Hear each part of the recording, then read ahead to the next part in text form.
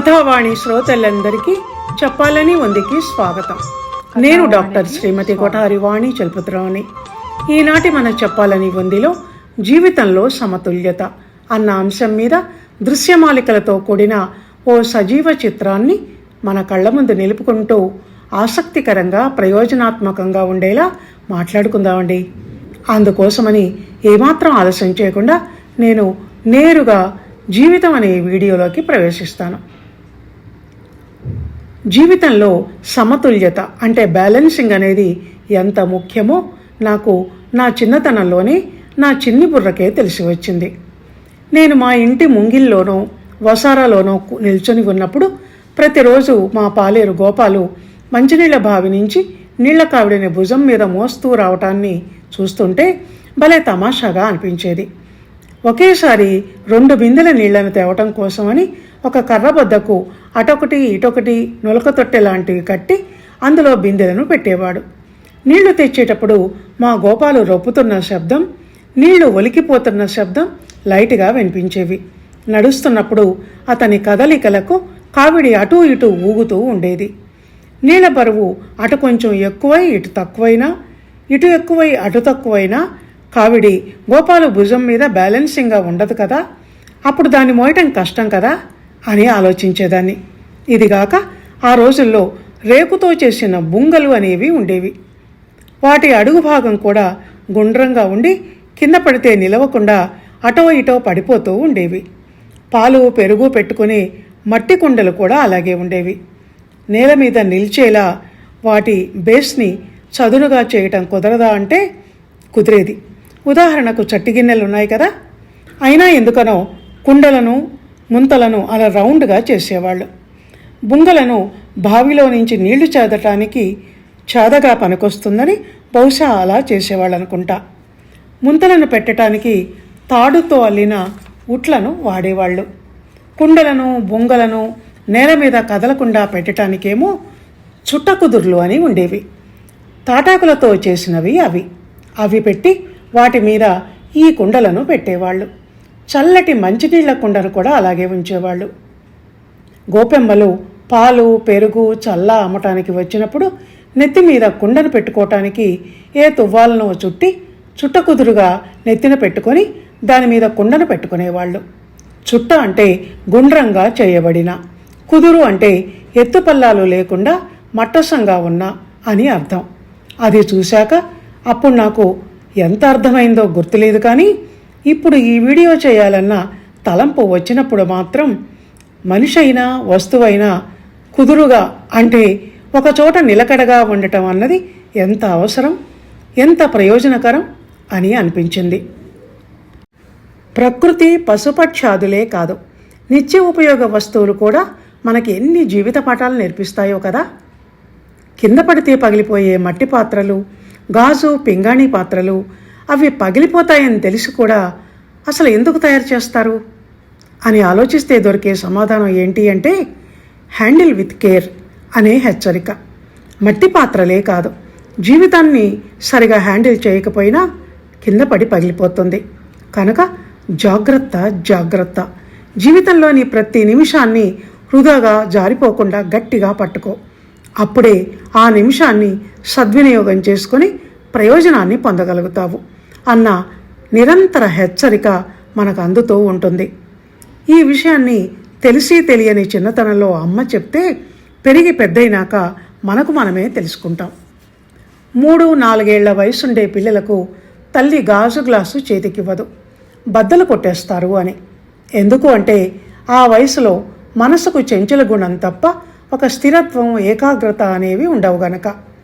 బాల్యావస్థకు అది సహజం, కానీ పెరిగి పెద్దయి విచక్షణా జ్ఞానాన్ని అలవర్చుకున్న తర్వాత అది సహజం కాదు. అప్పుడది ప్రవర్తనా లోపం అవుతుంది.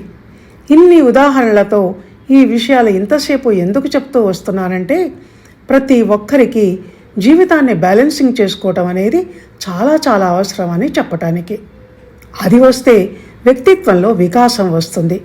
జీవితాన్ని పగ్గాలు పట్టి లాగుతూ అతివేగాన్ని నియంత్రిస్తూ మందకుడితనాన్ని తగ్గించి జీవితాన్ని హుషారుగా ఉల్లాసంగా పరుగులు పెట్టించగల చోదక శక్తి మనసుకు అలవడుతుంది. లేకుంటే బ్రేకులు ఫెయిల్ అయి కంట్రోల్ తప్పిన వాహనంలా జీవితానికి పెద్ద ప్రమాదం జరిగిపోతుంది. ఈ సమతుల్యత అనేది ఎందులో ఉండాలి అని అడిగితే చాలామంది చెప్పే సమాధానం కష్టసుఖాల్లో కలిమిలేముల్లో అని. అది నిజమే, కానీ అంత మాత్రమే కాదు, ఇంకా చాలా చాలా విషయాల్లో సమతుల్యత అనేది ఉండాలి. వాటి గురించి చెప్పుకోవటానికి ముందు పై రెండింటి గురించి మాట్లాడుకుందాం. కలిమిలేములు కష్టసుఖాలు కావడిలో కుండలని భయమేలోయి అని ఒక సినీ కవి అన్నాడు. కావడిలో కుండల్లా జీవితంలో వచ్చేవి ఈ కష్టసుఖాలు కలిమిలేములు అని ముందుగా సమతుల్యత గురించి కవి కూడా చెప్పినట్టు అయింది. ఈ విషయం తెలియని చాలామంది తనకేదైనా మంచి లేక లాభం కలగగానే ఆనందంతో పొంగిపోతూ అహంకారాన్ని కూడా ప్రదర్శించటం, కష్టం నష్టం ఏదైనా సంభవించగానే ప్రపంచంలోని కష్టాలన్నీ తనకే ఉన్నట్టు, తనొక్కడే బాధితుడు అన్నట్టు అందరి ముందు బావురు మనటం చేస్తూ ఉంటారు. ఏదొచ్చినా తట్టుకోలేనంతటి భావోద్వేగం, భావోత్సాహం ఈ రకం మనుషుల్లో. సంయమనం పాటించటం మాట అటుంచి అసలు అదంటే ఏమిటో కూడా వీళ్లకు తెలియదు. కలిమిలేములు అంతే. సంపద వచ్చినప్పుడు నడమంత్రపు సిరి తెచ్చిన అహంతో నా అంతటి వాడు లేడన్నట్టు విర్రవీగిపోతారు. అకాల వర్షంతో పండిన పంట కొట్టుకుపోయినట్టు ఏ ఉపద్రవమో వచ్చి ఉన్నదంతా ఊడ్చిపెట్టుకొని పోతే అప్పుడు లబోదీబోమని నెత్తి కొట్టుకుంటూ బాధపడతాడు. కష్టసుఖాలు రెండు జీవితంలో సమభాగాలని, రెండింటినీ అంగీకరించి స్వీకరించగలిగితే జీవితంలో అంతటి ఆవేదన, దుఃఖ తీవ్రత ఉండవని తెలుసుకోలేరు. జీవిత మదనం అనే విద్య తెలియని వాళ్ళు.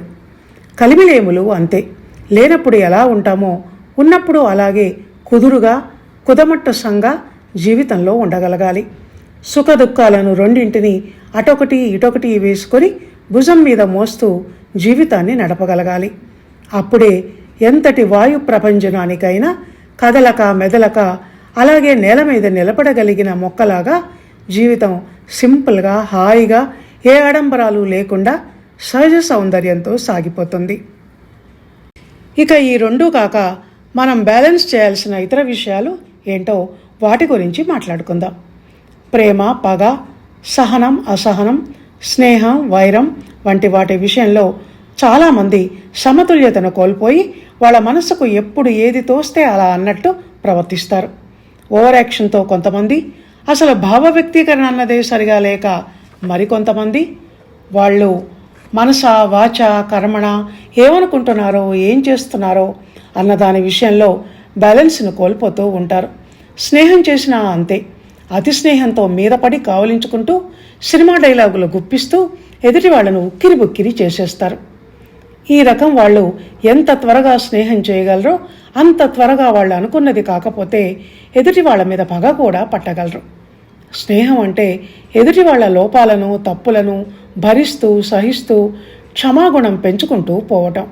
ఎప్పుడూ ఎదుటి వాళ్ళను విమర్శిస్తూ వాళ్లల్లో లోపాలు వెతుకుతూ వెక్కిరించే వాళ్లకు, చాటుగా వ్యతిరేకంగా మాట్లాడుకునే వాళ్లకు అసలు క్షమ అంటే ఏమిటో కూడా తెలియదు. ప్రతి మనిషిలో సద్గుణాలతో పాటు దుర్గుణాలు 1-2 ఉండవచ్చు.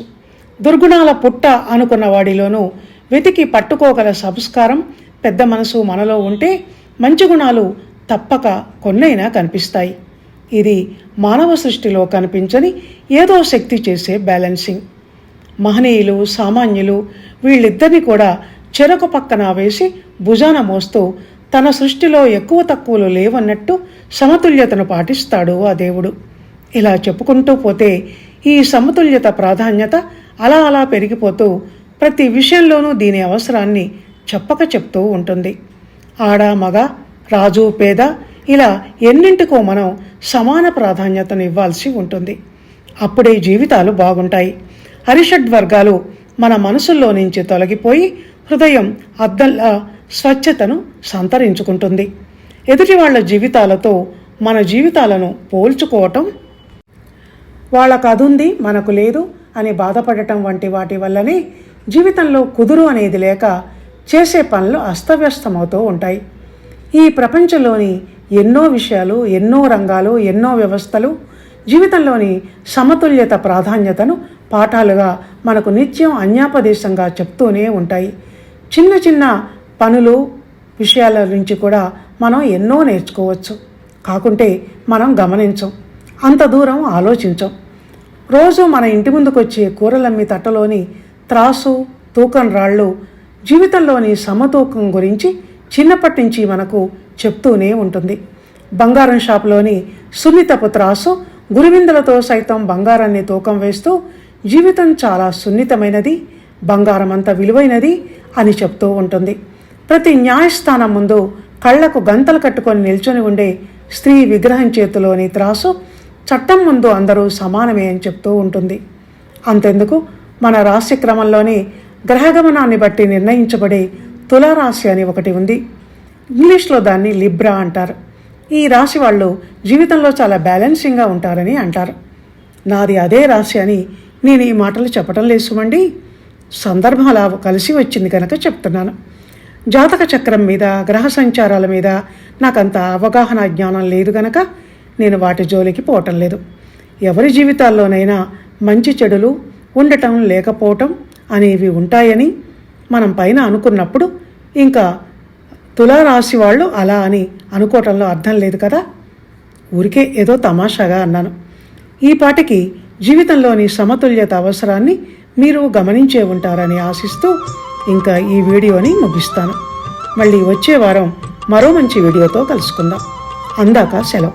ధన్యవాదాలు.